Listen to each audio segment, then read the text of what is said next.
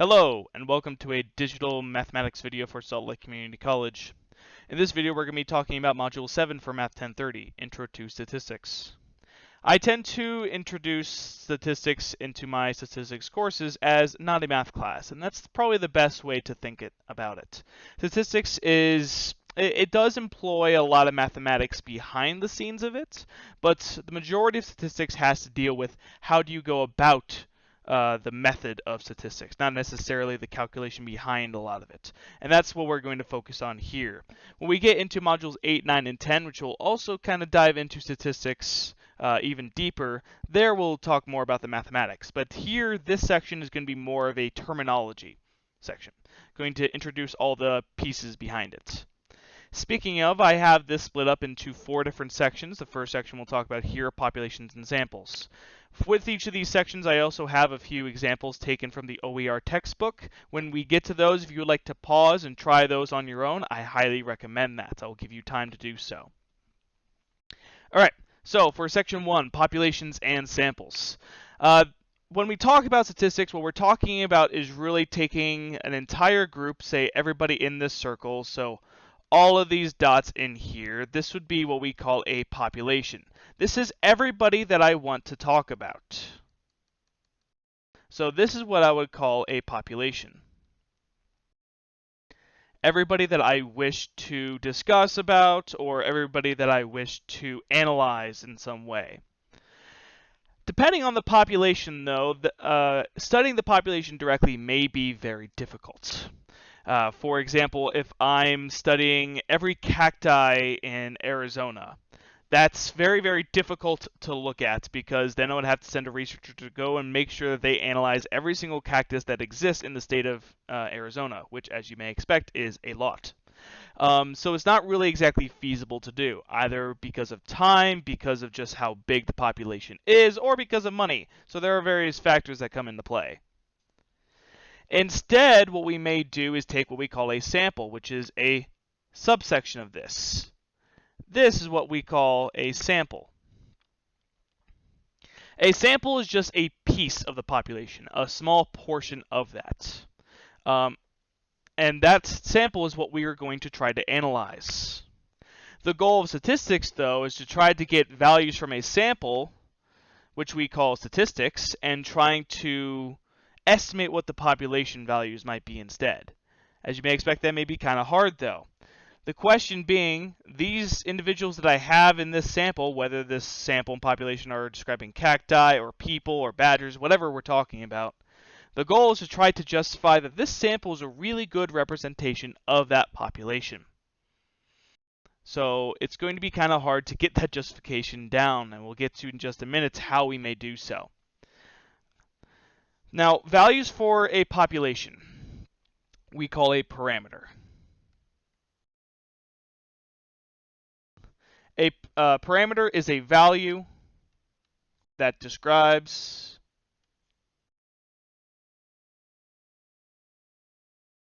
a population.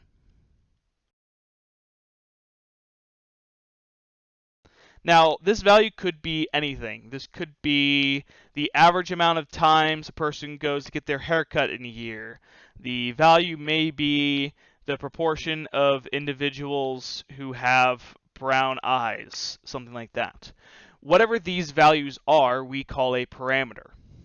Now, a good way to remember that, population starts with a P, parameter starts with a P. So there is some similarity there that can help you get those connections down. Now, a parameter is typically unknown. And that is because it inherently is describing a population. A population is very hard to analyze, as I've already described. So likewise, getting the value for the parameter is very, very hard to do, unless we do something called a census. Census describing everything about a population, or it's intended to anyway. What we may do instead is try to calculate a statistic. You can tell this is important because it's what the entire science is named after. A statistic is a value that describes a sample. a value that describes a sample. So that would be maybe if I was looking at the proportion of individuals who have brown eyes for the population, then I would instead gather a small sample of that population and see what proportion of that sample have brown eyes. The goal then is to make that inferential jump, to make that jump from statistics to parameters. This is what we'll call our inference. Us trying to make that jump to say, oh, this statistic that I have that describes a sample is a good representation of what the actual parameter might be.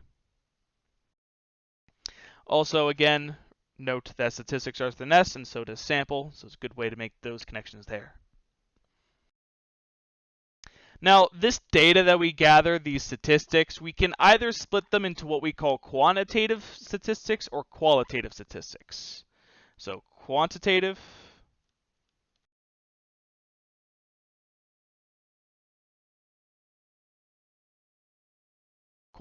statistics versus qualitative.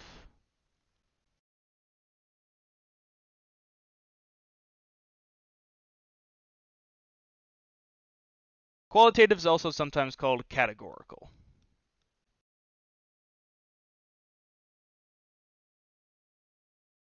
Now, quantitative statistics, if you look at the root of the word quant, it has to do with a quantity. So a number, a numerical value in some way. For example, the number of miles per gallon that I get in my vehicle. That would be a quantitative measure. But the qualitative measure, something that describes a quality or a category, a qualitative measure would be, for example, the color of my vehicle. Another example for quantitative versus qualitative. Quantitative could be how old I am, so my age, versus qualitative could be my eye color. So a quantity versus a quality, a numerical measure versus something that is typically not a numerical measure. Now, there are always exceptions to this. There are a couple things that have numbers in them that are considered qualities, but that's because the numbers involved don't really act like normal numbers. They're numbers that describe something. For example, a phone number is just a number that describes how to get in contact with you. It doesn't really act like a normal number. Same thing with a zip code. It simply describes where you live. It's not a numerical measure in the classic sense of the word. So there are very, very, very, very, very few exceptions, but in most cases, if the values that you analyze are quantities or numbers, then they're quantitative. If they're qualities or categories, values that describe something, we call those qualitative or categorical measures. Okay, now with that in mind, well, we have here a couple examples so you can see what I mean. First, we have to determine the length of trout, or the average length of trout in a lake. Researchers catch 20 fish and measure them. What is the sample and population in this study? All right, so what we have is that the researchers were catching 20 fish, and they measure them. Now, don't make the jump that a lot of people do and say, okay, well, those 20 fish are the population that we're studying.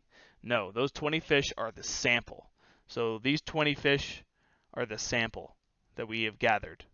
And my goal is to try to describe something bigger than that. And what they're trying to describe is all trout in the lake. So all trout in this lake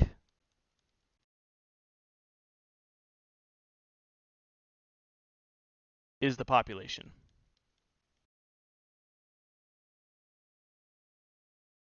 Usually the values that they're actually analyzing, the number of individuals they're looking at, that's going to be the sample, and it's going to be a small amount. I highly doubt that there's only just 20 fish in this lake, and I don't even know too much about this lake except for that the researchers are studying it. But I can probably assume that this 20 fish is just a small collection of them. And their goal, as you notice, is to try to determine the average length of the trout in the lake. So that means they're looking for a quantitative measure. They're looking for something like how many inches long they are, or how many centimeters long they are, depending on what unit they're looking at. And what they would try to do is to find these 20 fish, analyze their length, and try to make that inferential jump to say that the sample value is a good representation of the population. Okay, so that's an example of a sample versus a population. As another example, a college reports that the average age of their students is 28 years old. Is this a statistic or a parameter? Now remember, a statistic is something that describes a sample, and a parameter is something that describes a population. So even though the question asks, is this a statistic or a parameter, the real question is this describing a sample or is this describing a population? So let's look at that first sentence again. A college reports that the average age of their students is 28 years old. From what I'm reading there, I don't see any indication that they took a sample of their students or they took a small collection of them. This is just a value that's supposed to report for all students. At least that's what the assumption is here. So this is likely a parameter, because there is no indication here saying that this is from a sample of the students. It's just saying the college reports that the average age of their students is 28 years old. Okay, so that's why that is a parameter. Third example here, classify each measurement as categorical or quantitative. So categorical or qualitative. Eye color of a group of people, daily high temperature of a city over several weeks, and annual income. To analyze whether it's qualitative or quantitative or categorical or quantitative, what we're really looking for are what are the responses I would get from each of these examples. First, eye color of a group of people. So if I were to gather a group of people and I look at their eye colors, the example responses I could get are blue, green, brown, hazel, things like this. Since those values are qualities or characteristics that are describing something, that means that this is a categorical measure or qualitative.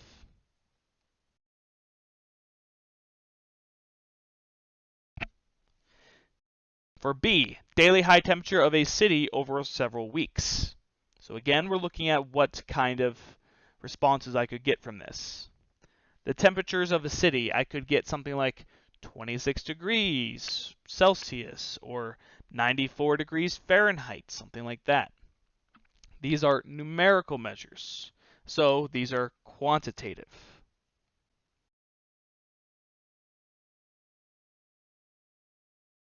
Lastly, annual income. Annual income, again, things I'm looking for like $32,000 a year or $40,000 a year, something like this. What that is describing is, again, another quantitative measure. The values that they get are quantities or numbers. So that is a quantitative measure. All right. So that describes, goes through a few examples of what a sample and a population is and how to describe the different values that we get from those. Now, unfortunately, it's not really so easy to create just a sample from the population, as much as our first example may have implied, saying they gathered 20 fish and measured them. We're going to have to be very critical about that, asking where did they get those 20 fish? How did they gather those 20 fish? Did they do it in a way that introduced any bias? And it's very, very hard to avoid different types of bias. But we'll get to that in a minute. First, what we want to talk about are different sampling methods we can have. Now, the whole goal of sampling is to try to remove bias in some way. Bias just being when the method itself has some way of favoring somebody. So some people in the population have a higher chance of being selected, or some people in this population have a lower chance of being selected. We want everybody to have an equal chance. Now, the best thing that you can do is a random sample, or what we'll call a simple random sample.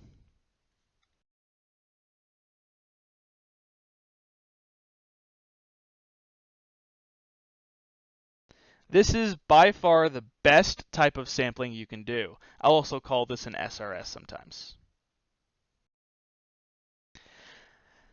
Now, the reason that this is best is because what it has to deal with is taking everybody in the population and essentially assigning them a number. So, for example, if I'm trying to analyze everybody in the college, then I can sort them by their college number, their ID, and then I could randomly choose people based on those numbers. What I am then doing is boiling down all of the individuals down to a very simplistic method, and I try to randomly select them using something like a random number generator, or putting all the names in a hat and randomly choosing them after shuffling, something like that. Anything that has to deal with a simple random process. Unfortunately, even though it is the best, it is very seldom done, simply because it's not very feasible in a lot of circumstances. Like when you're trying to analyze individuals or trying to describe the United States population, it's very hard to make a pure, simple, random sample to describe the United States population. If I want to grab 20 people randomly, it may be the case that I gather Bob, who lives up in Nome, Alaska, and Janet, who lives in Burlington, Vermont, something like that. And it'd be very hard to get access to them, either for money reasons, for location reasons, for time reasons. There's a lot of problems with it. So as much of a simple random sample is good, it may not actually be done in a lot of cases. So what we have are a lot of less good options. Some are better than others, and we'll describe them. So that's the first one I'll say. The second one. This is going to be probably the most common method done, and that is convenience sampling.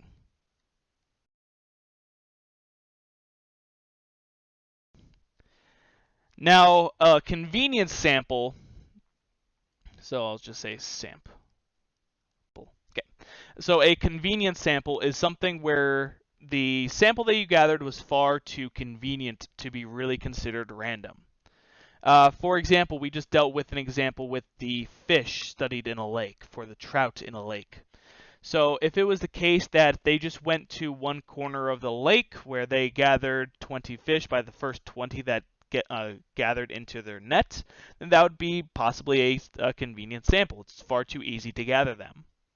Or something where, say, a radio station wants to poll their listeners or wants to get an idea of what the city is thinking. And so they send a researcher out and they find the first 10 people on the street and they study them. That's not really random anymore. That's pretty convenient to do. Or an even easier example, if I'm trying to study everybody at the college, and what I instead do is gather everybody in my Math 1030 class that I teach. Yes, those individuals are all individuals within that population, and they do create a appropriate sample. However, that sample is rather convenient. And we see problems with the case that everybody in that sample may have a lot of similarities to each other that doesn't really describe the rest of the population.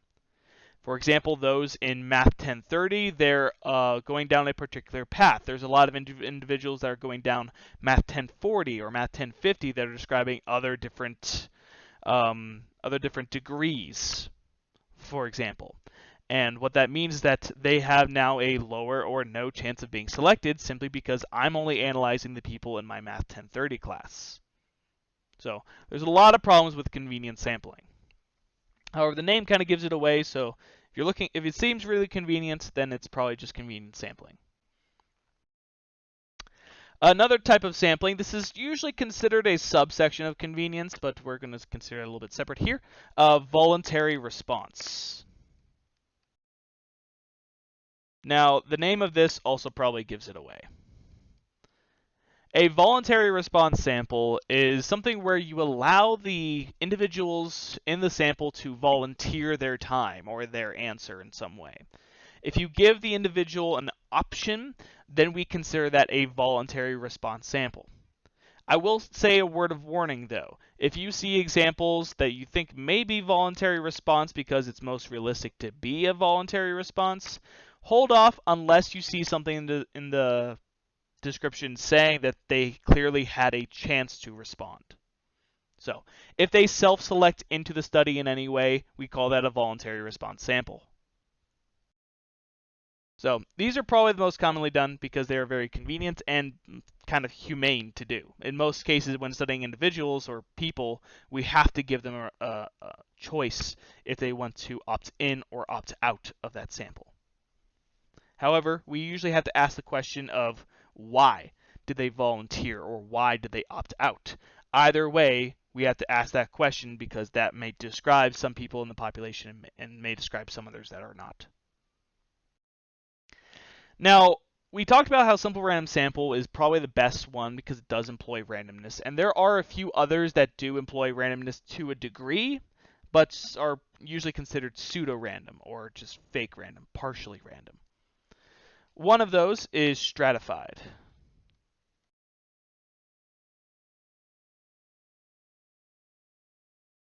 Now, a stratified sample is a little bit more complicated than the previous few. It actually has a process.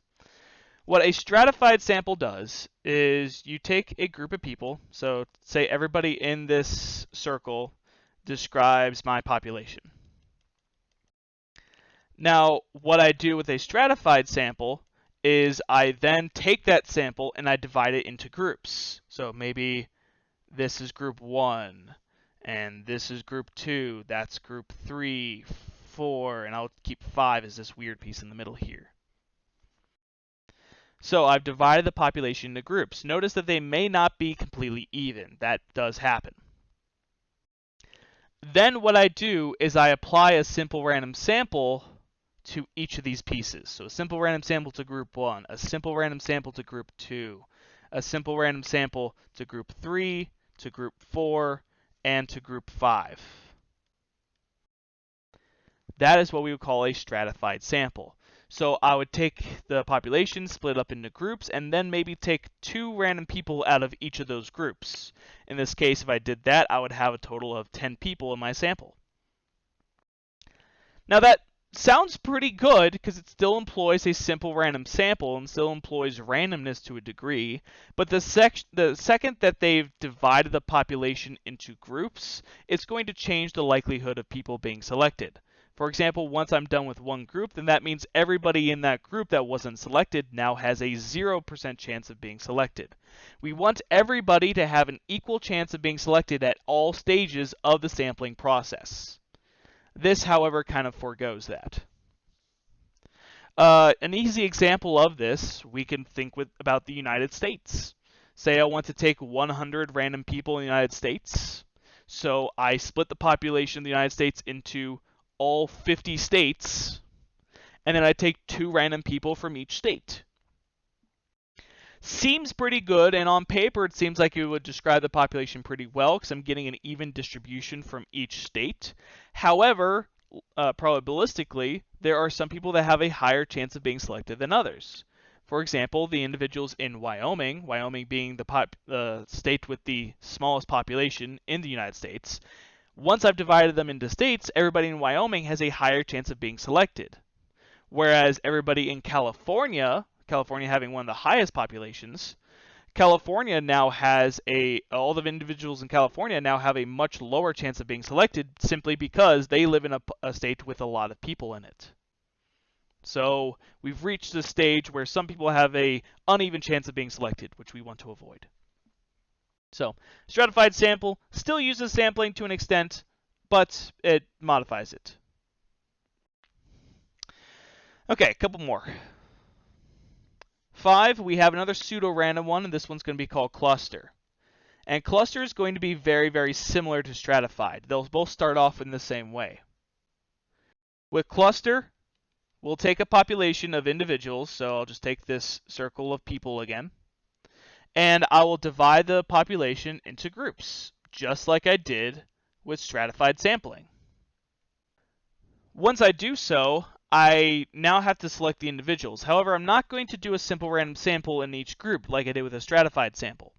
What I am instead going to do is take these groups, number them 1, 2, 3, 4, and 5, And what I'm going to do is randomly select some amounts of groups to work with. So for example, I randomly select group 2, and I take everybody in that cluster, or that's grouping, and everybody in group 4. So I randomly selected groups 2 and 4, and I take everybody in those groups. Notice that this is different. I'm not taking a simple random sample out of each group. I'm randomly selecting groups and taking everybody in those groups. As an example, say I want to analyze all cars that park at Salt Lake Community College. And so what I do is I divide all the cars into the different parking lots. So parking lot A, B, C, D, E, etc. And I randomly choose parking lots C, D, and J, and I analyze all cars in those lots. That would be a cluster sample. If I instead took every single lot and I studied 5 random cars in each of those lots, then that would be a stratified sample. So there is the difference. They both start the same with grouping, but they end differently. Note that there is still a problem with cluster sampling because once I've divided into groups, the groups may be uneven. Once I've selected a group, everybody in some other groups have 0% chance of being selected. It gets bad. So it still uses randomness to a degree, but still has problems with it. All right, 2 more. We have systematic sampling.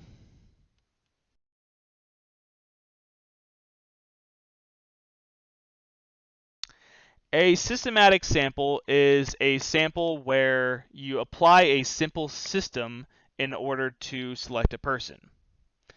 What we usually do is something to the degree of every nth person.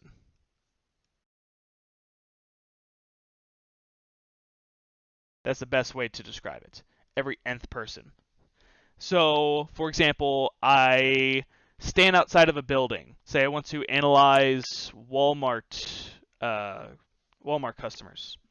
So I stand outside of Walmart, and I don't want to just pick the first 10 people because I want to avoid convenience sampling. So what I instead do is apply a process. I randomly choose the 10th person, and then I will pick every 8th person following that. So I'll take the 10th person, then the 18th person, then the 26th person, then the 34th person, then the 42nd person, etc., etc. So I'm applying a simple process in order to select people. It does have a little bit of randomness because it usually starts with the whole randomly choose the 8th person to start with, or randomly choose the 4th person to start with. So the starting point is random, but then you're applying a simple process to choose everybody following that. Once you have chosen your random person to start with, people that are not in that specific order that you need them to be now have a 0% chance of being selected. It's only the people that are in that specific order now will have the option to be selected. So simple systematic sampling is you're always looking for something like every nth person or every 10th person, something like that. Lastly, we have kind of the knee-jerk reaction to a lot of these sampling processes, and that's called quota sampling.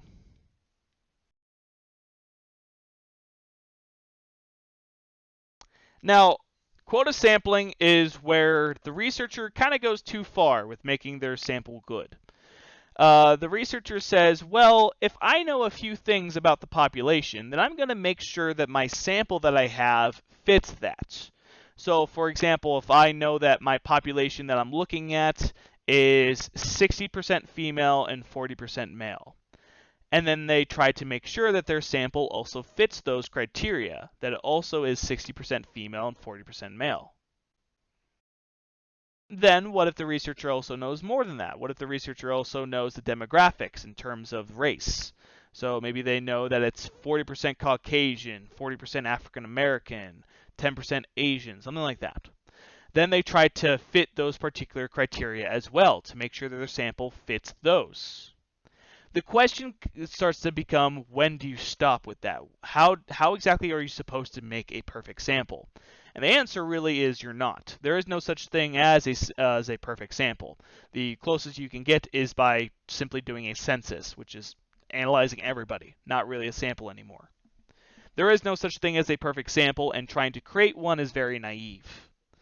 Furthermore, once you are trying to go about this process, you're going to run into people that don't really fit the quotas you're looking for, because maybe they're an outlier of some sort. Maybe they're a little bit different than the rest of the population. So you may tell that person that you don't want them as a part of your sample anymore, because they don't really fit what you're looking for. That is bad. Everybody should have an even chance, no matter what, of being selected for your sample, no matter what demographics they have. They're part of the population, so their information is important. So quota sampling is where you're trying to fit quotas that describe a population.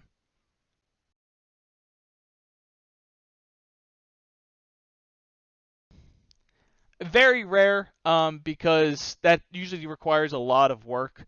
So it's even worse than doing a simple random sample, and it has a lot of problems with it. All right, so those are our 7 different sampling methods. I know some don't necessarily talk about quota all the time, but it's a good one to look at. So you know that you should not go really too far with trying to make a sample too perfect. Let's look at a couple examples. In each of these cases, we're going to indicate what sample method was used. Now, again, I recommend pausing the video, trying these on your own, unpausing, and see how you did. First, every 4th person in the class was selected. All right, so I see that right there. Every 4th person, that's going to be a systematic sample.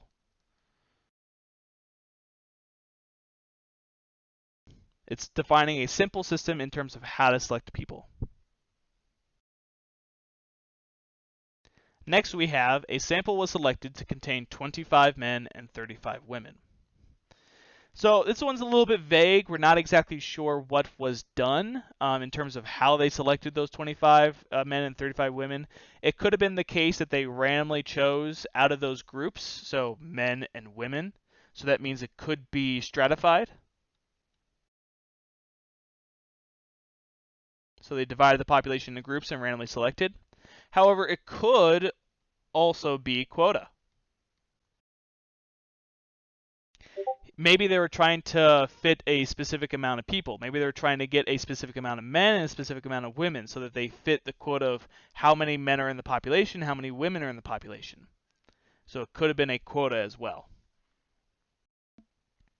Thirdly, viewers of a news show are asked to vote on the show's website. So they're asked to do so. They don't necessarily have to. It's up to them whether they want to log in and do so or not. This is definitely a voluntary response. All right. For part D, a website randomly selects 50 other customers to send a satisfaction survey to. Period. All right, so randomly select 50 other customers. Doesn't really say anything in terms of if they did that pseudo-randomly to see how they viewed things. So this one seems like a pretty good pure random sample, so we'll just say SRS or just a random sample. However, do be careful of that. Just seeing the word random doesn't necessarily mean that it's going to be purely random. It could be some of the pseudo-random ones, like stratified, cluster, or systematic. For example, the last one, to survey voters in a town, a polling company randomly selects 10 city blocks and interviews everyone who lives on those blocks. A lot of students may look at random and say, okay, well, it says random, so that means it's a random sample. No. Careful of how they employed randomness. Here they employed randomness to select 10 city blocks. They interviewed everybody on those blocks. That means the other city blocks, everybody on those, have now no chance of being selected. Since they're choosing entire groups, those groups being blocks, and they're doing everybody on those groups, this is a cluster sample.